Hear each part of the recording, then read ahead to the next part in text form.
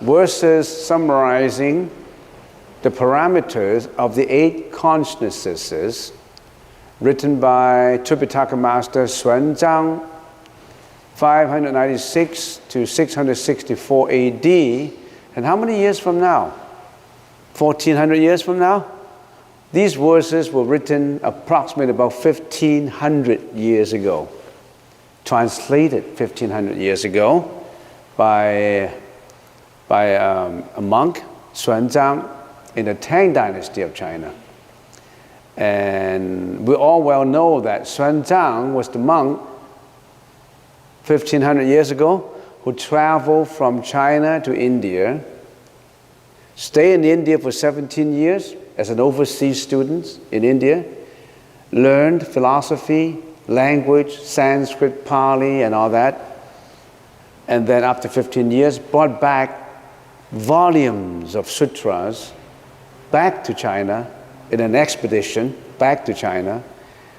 The king of China established a temple for him as a translation academy in which they accommodated close to about 900 students to translate whatever he brought back from India to China. So that's the reason why maybe in the history of mankind, the most resourceful Buddhist literature is in China. It's written in Chinese because there were a lot of monks, quite a few monks who traveled and translated and brought back. So 1500 years ago, there was already an overseas student from China to India, a monk. And he traveled on land. You know how long he traveled to be a student? How much time did it take to travel from India, from China to India 1500 years ago in order to study in India for 17 years? How much time it took for traveling? 3 years. Now it took about, say, 13 hours to fly to India. In the ancient days, it took 3 years. Across the mountain, cross the bridges, cross the streams, cross the desert. And not a lot of people make it though. He is one of the many monks who travel from China to India.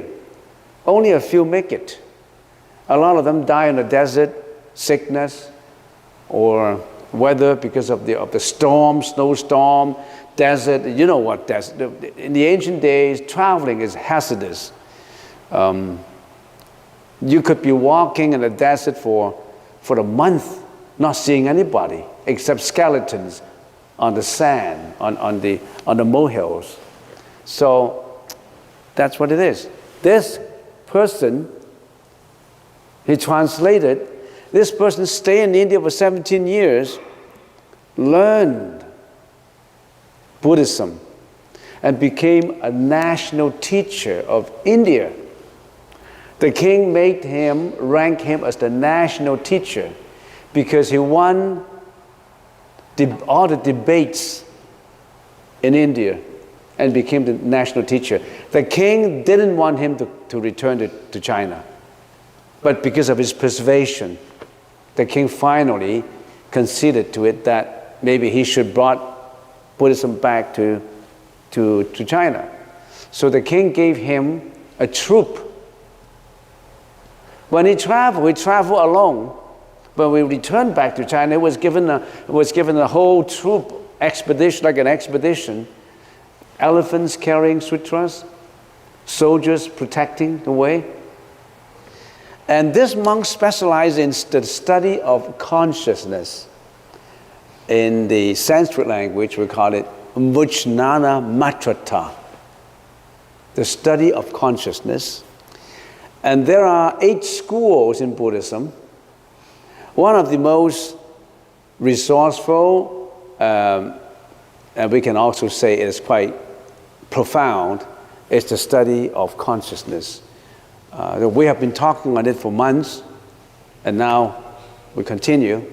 So right now we are talking on the first 5 consciousnesses: the eyes, the ears, the nose, the tongue, and the body. We have 8 consciousnesses, but we concentrate in the first 5. And these are the topics that we cover: the perceived world. How do our eyes, ear, nose, tongue, body get in contact with the world? And we study the perceived world, the objects. We also study the modes of knowledge. As far as the perceived world is concerned, there are 3 perspectives in which we perceive the world. Is the real reality of the world, a distorted reality, and illusion. Those are the 3 boundaries. We see things as they are, that's reality. This is an apple, this is an orange. I see things as they actually are. And the second one is we see things with what? With our own glasses, with our own tainted mind, with our own bigotry, with our own egoistic feelings. That's a distorted reality. The third is illusion. We see things purely in an illusion, imaginary. We imagine things. So these are the 3 worlds, objects that we perceive, all comprising in this. The second is the modes of knowledge. How do our consciousness get to know things, get to know the perceived world? So what are these 3? Knowledge, how do we believe in it? How do our senses believe in it? How do your consciousness get to understand and know? 3 modes of knowing, 3 modes of believing. The third is the moral nature. Everything we perceive, all the conclusions we make from perception has 3 moral natures in it.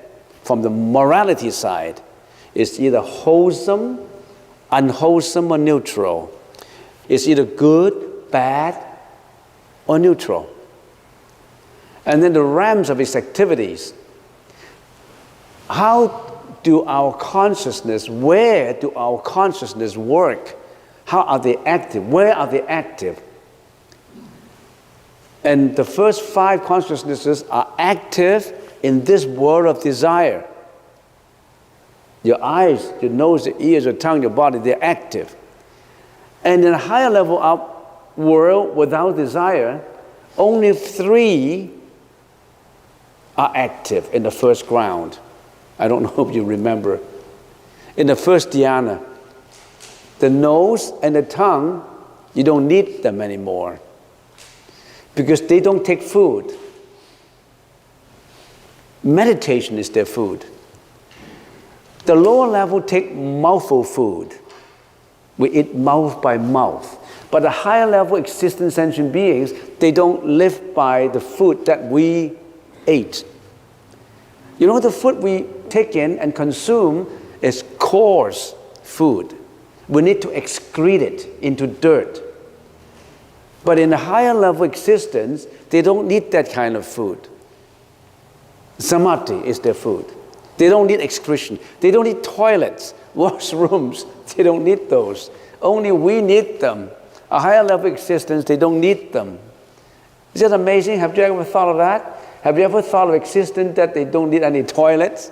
They don't need to rent a toilet or to construct a toilet. No, they don't need that. Only lower level need that. We need that. And realms of its activities. And then these we already have discussed. Where are they active? Where are they active? How are they active? Why are they active? Now, today, we'll be touching on something that would be quite interesting if you study psychology.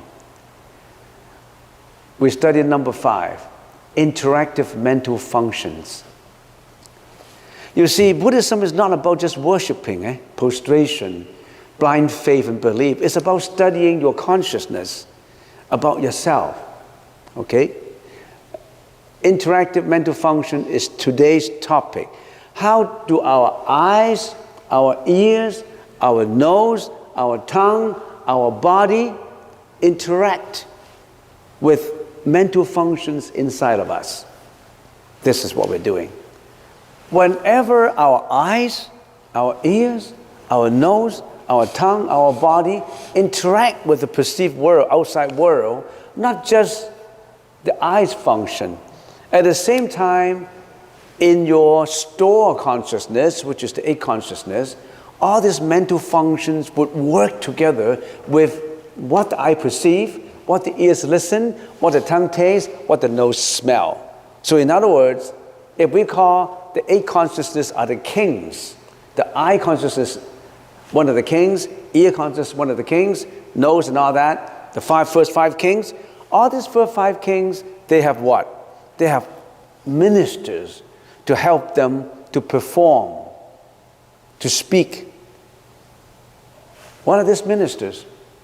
We call them concomitant mental functions. Now, in order to know these concomitant mental functions, you need to know what are everything in the world, how do we perceive them? Well, about 700 years after the demise of Buddha, after the nirvana of Buddha, there was a monk, a philosopher, and his name is Asanga. Asanga studied consciousness. If you get into Google, Asanga, Asanga.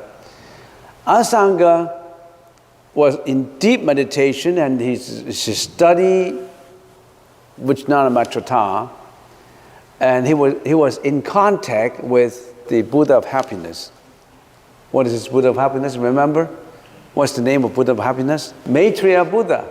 Maitreya Buddha was in this second level of heaven teaching Vijnanamatra. He was in contact with him. And he invited Maitreya Buddha to come down to speak on consciousness.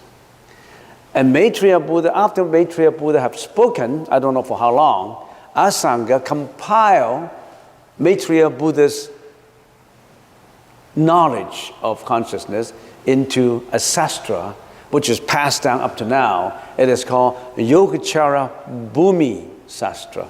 Yogacara, you know how to spell Yogacara? You can always Google that in Yogacara Bhumi, Bhumi, Bhumi, realms, the realms of Yogacara Sastra. There was a book like that, 100 volumes. And that became the origin of our world's study of consciousness. And in that Sastra, Maitreya Buddha analyzed every element of the world into 660 elements. So in other words, what we see, what we hear, everything about the world, everything includes what? I don't know what to say. Include everything. Include all the causal forces, all the elements, all the events, all the things we see, we listen, we hear. Whatever the mind can conceive, that's everything. It also includes whatever the mind cannot perceive. It becomes inconceivable. That book, that Sastra classify everything, if I can say everything quote and unquote, because everything means so much. It means things that you can perceive in your mind, out of the perception, beyond the perception is already included in there. So into 660 dharmas, D-H-A-R-M-A-S, dharmas. What does dharma? Dharma means everything. Every force, causal force, every element, every molecule, every proton, every electron, everything you can think of into 660 elements. But then, too much for us. Later, there was a philosopher who classified into 100 dharmas. Into 100 dharmas. And whoever studied Vijnanamatra study the 100 dharmas. If you don't study the 100 dharmas, the book on 100 dharmas, there's no way you understand Vijnanamatra. So this is the time now to introduce to you the 100 dharmas of the world. The whole world is categorized, classified into 100 dharmas. What's the meaning of dharma? Dharma means everything. Things that you can think of, things that you cannot think of, which the Buddha talked about, all included in the 100 dharmas. It was 660 before. Now they simplified it into 100 by a later philosopher. And let's take a look at the 100 dharmas in which they include the mental functions that I'm going to talk about today. So this school of thought is very complicated. It's very profound. It takes many, many years to study it. I'm just simplifying it for you. And more universities get into this school. Right now in Harvard, Yale, Columbia, they all study in the faculty of Buddhism. They all study the consciousness school. And that's the school where they have the most translations. So luckily, if you get into Google, you can get a lot of, not a lot, but enough information for you to understand about the Yogacara school. Sometimes they call it consciousness school. All right, okay, get back to the dharmas. In order to understand one of the items, the topics that I mentioned about the concurrent mental functions, you have to take a look at the 100 dharmas in which they include these concurrent mental functions in our consciousness. Why do I have to study it? Because that is in your consciousness, in my consciousness, that we don't know about. You don't know that you have those things in your consciousness. You may not know. It just happened to you. Something that you never thought of. It just happened to you that you have those. Let's take a look at it now. I don't know how to call it. All things in the universe, I don't know how to call it. Because it includes things that you can perceive, things that you cannot perceive, things that is in your mind, things that's outside of your mind. So I don't know how to call it. I just call it all things in the universe. All things in the universe can be divided, simplified into two categories if we can. Sometimes we can't, but for the sake of understanding, we have to categorize it, classify it into two. The conditioned and the unconditioned. We call it the conditioned dharmas and the unconditioned dharmas. What are conditioned dharmas? The condition is that which has been created by causality. What is the meaning of causality? You should understand. You've been studying Buddhism for many years now. All the condition is created by causality. There's a cause to it, there's an effect to it. Whenever there is an effect, there must be a cause leading to that effect. So cause and effect. What is in between? Conditions. There must be conditions to bring that cause into an effect. There's no denying about it. There's no question about it. It's so scientific. You cannot refute it. You don't study for the exam, that's the cause you fail. You take the course and you don't go to the lectures, you don't do anything, you fail. They wouldn't do anything like, I take a course at UBC, I don't go to lectures, I don't attend anything, I just register for it, and you got an A. No such thing. So there's a cost leading to an effect. But in it, there must be conditions. There's causality. If you don't know anything about causality, I can't explain it now, I don't have time. It takes a few hours to explain causality. So the condition is created by causality. The four dharmas, arising, always, duration, and impermanence, are the characteristics of conditioned things. In other words, all conditioned things or events or causal forces, they always have these four characteristics. Arising, becoming, producing, creating, getting old, getting senior. Sustain for a while, they sustain for a while and they get old and then they die. It happens to humans, it happens to all things.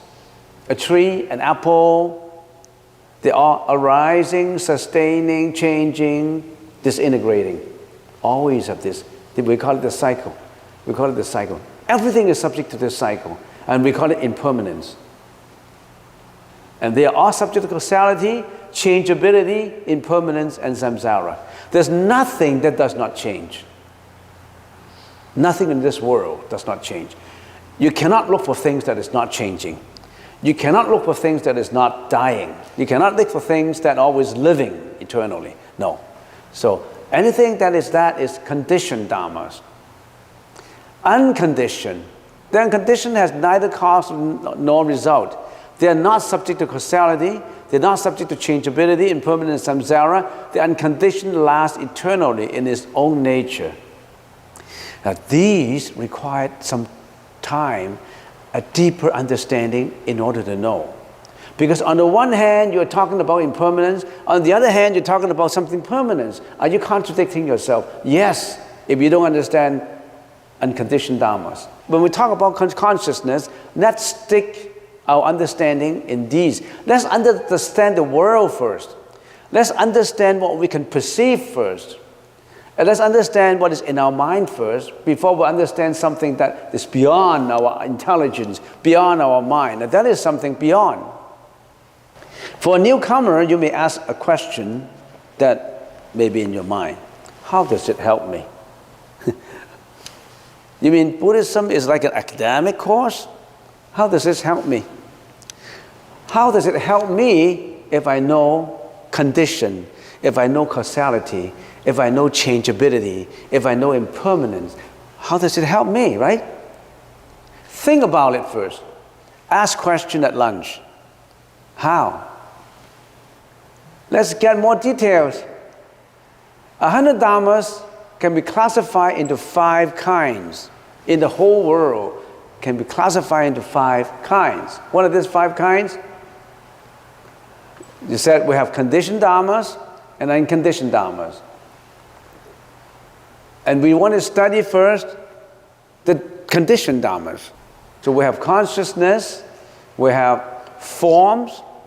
In other words, consciousness is not material, it's spiritual. You can't touch it. Can you touch consciousness? You can feel it, you cannot touch consciousness, right? Form is something you can touch, material. So you are studying the physical. This is the physical. This is the metaphysical. What is metaphysical? It's beyond the physical. Metaphysical is something you can only feel, you cannot touch. Can you touch energy? Can you touch your happiness? Can you touch your happiness? Can you touch your sadness? Can you touch your depression? Can you touch your greediness? Can you touch your jealousy? Can you touch your hatred? You can, but they exist. They're metaphysical. They exist and you have to study them. Why are you depressed? Why are you jealous? Why are you greedy? Because you don't study them. You don't understand them. You just suffer from them. That includes me, not just you. We all suffer from our own consciousness that we don't know about. Now, the Buddha said, don't do that. You have to study and understand it. If you just know how to meditate and you don't know how your mind works, what's the use of meditation? Meditation is to know your own mind, not just sitting there and relax and doing nothing and saying, oh my, I'm like good health because I meditate. No, that's not the purpose of meditation. The purpose of meditation is to get enlightened, to be a Buddha, not just getting good health. What's the point of getting good health after 100 years you still have to die? The Buddha said, look for eternity, look for non-death, look for the unconditioned. So we have consciousness, form, and then what do we have? Concomitant mental functions. And then what do we have? We have dharmas, neither form nor mental functions. These are the 4. And then there's a final, the 6 unconditioned dharmas. This is beyond what the mind can conceive. There's a 6 unconditioned dharmas beyond what the mind can. Now I got 94 in here, right? So we have 8 consciousnesses, 51 concomitant mental functions, and 11 form, and 24 that is not associated with the mind. So in other words, 8, 51, and 11, these are associated with the mind. The mind understand. The mind work with them. The mind are one with them. But this is outside the mind. We have 24 things or dharmas that is outside our mind that we don't know of. Now we should know about them. Not to say the 6 unconditioned ones. Even the conditioned 24 we don't know. Now we want to study them in detail. Get to know them. If you get to know these 100 dharmas, you get to know your mind. When you get to know your mind, what happened? Think about this, ask this question. When you know about your mind, your own mind, that means you know other people's mind. Then what will happen to you? Will you live a happier life? Or you live a sad life? A life of suffering? You think about these questions. We like to raise these questions. Consciousnesses, we said, this is something that is our consciousnesses. We have 8 consciousnesses that you should know now. But let's get to them. Body and mind. Body is material. It's body cells. Mind is it's perception, conception, volition, and consciousness in common English. And then we have sense organs. Eyes. When eyes see objects, the vision consciousness is produced. When ears listen to sound, audition consciousness is produced. When nose smell, olfaction consciousness is produced. When tongue tastes, taste consciousness is produced. When body keep in touch, tactile, touching consciousness is produced. We also have the mentality, which we call the mano consciousness. We also have the ego consciousness, which we call the manas consciousness. We also have the storehouse for all our energy inside of us.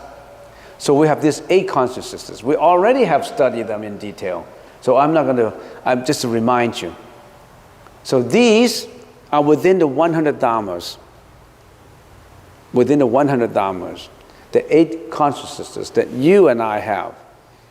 Do you understand them? Do you understand your own eyes vision? Do you understand your audition? How do you use your auditory consciousness? How do you use your eyes consciousness? Do you use them correctly? Do you use them so that you'll be away from suffering? How do you use your ears? Do you use your ears to listen to criticism that you get hate at? Do you get your eyes to look at things that is not right? We already have talked about those. So these are the 8 consciousnesses. All right, let's go on to the next one. Forms now, material, 11. 11 dharmas. 8 dharmas is consciousness dharmas. 11 is form. They are dharmas related to all matters and substances that are perceptible to the sense organs. They are physical existence and are regarded as outward manifestation of consciousness. How do your consciousness manifest them without forms? Without molecules, without protons, without electrons. You're living in a space, then you're living, if there's no objects, how do you know your consciousness? How do your consciousness seek manifestation? It's through forms. Without forms, you don't know your consciousness, because there's no such thing as consciousness. Imagine there's no sound, no objects. What is this? How do you manifest the consciousness? How do you know you have a consciousness? So in other words, they work hand in hand. They work together. Now, eyes is form. Here we said the sense organ, eyes. Your eyes is made up of what? Body cells, the nerves, the flesh, the blood, the water. Object is what your eyes see, everything. Whatever you can see, I can see you. You are my object. You are also form. You're also material. Whatever the eye see, it must be material so that you can see, right? Can you see something that is not material? Can I see your thinking now? I cannot, because that's not material. If you express your thinking in words, I read those words, then I can see what you think, because you expressed it in words. So the eyes can only see objects. So this is one dharma, the eyes organ, the objects, ears, eardrums, the flesh and blood. Everybody got ears. Ears respond, interact with what? Sound. Sound is form. Sound is frequency. If you have the minute energy consciousness, you can even see sound is material. Can you see sound? You can't, because your eyes are not good enough. Our eyes are not good enough. Our ears are not even good, are not better than a dog's ears. A dog can hear 5 miles away. We can only hear 1 mile. An eagle can see 20 miles away. Our eyes can only see limited appearance. Don't talk to me as if you say, I cannot hear any sounds, so those sounds don't exist. There's a lot of sounds in here that you can't hear, the frequencies. So these are material. Sounds is material, it's form. Nose, smell. Of course, you know smell is form. It's a transmission of odor, it's form. Tongue, taste, body, touch. So you have 10 now. You have 10 material. And these are all inclusive. As far as materiality is concerned, can you give me anything that is outside these scopes? In other words, can you tell me, hey, there's something that you forget to put in? Or there are other things that should be within this scope that the Buddha forgot about. Everything is in there. Objects already include everything. Not only object, even the sound, even the smell, even the taste. The body, of course, get in touch with tangible object. Body means touch, right? Do you have any other material that the Buddha has not included? You tell me. You must be wiser than the Buddha if you have. But this is not inclusive. The Buddha said this is not inclusive. There are more that you don't know about that is material. What are these? Forms included in Dhamma Ayatana. What are these?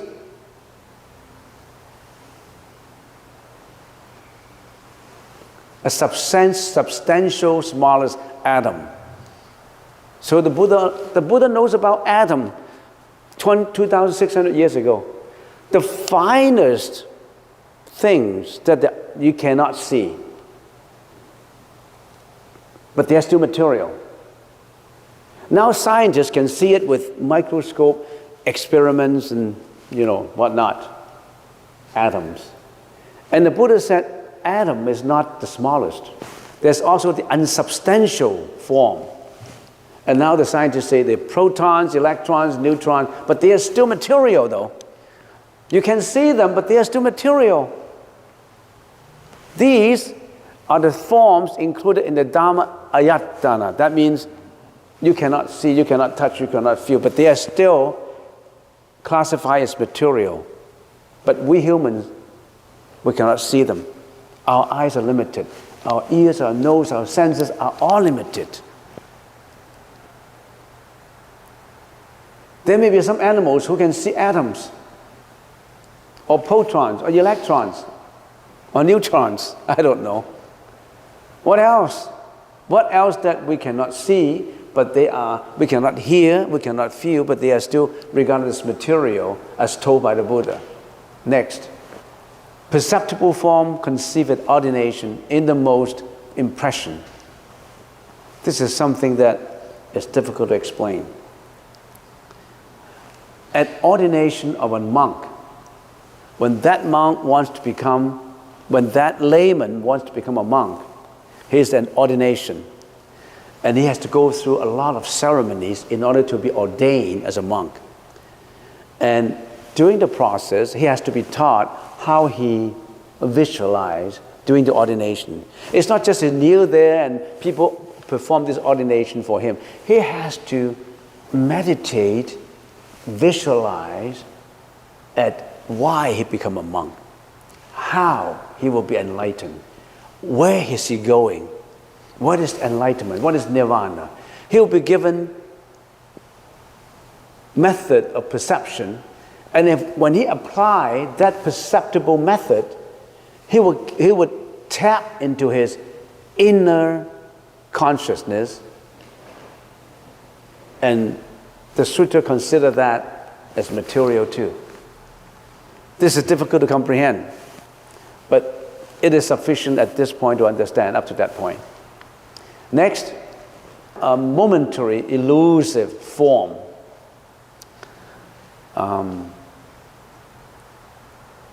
That includes a lot.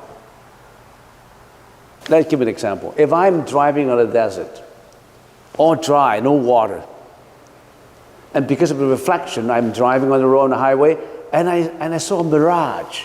I saw water in there. They're like water, they're like a wave of water in there. I thought that's water. That's not water, that's just a mirage. It's just a reflection. But I see it as water. That to the mind is material.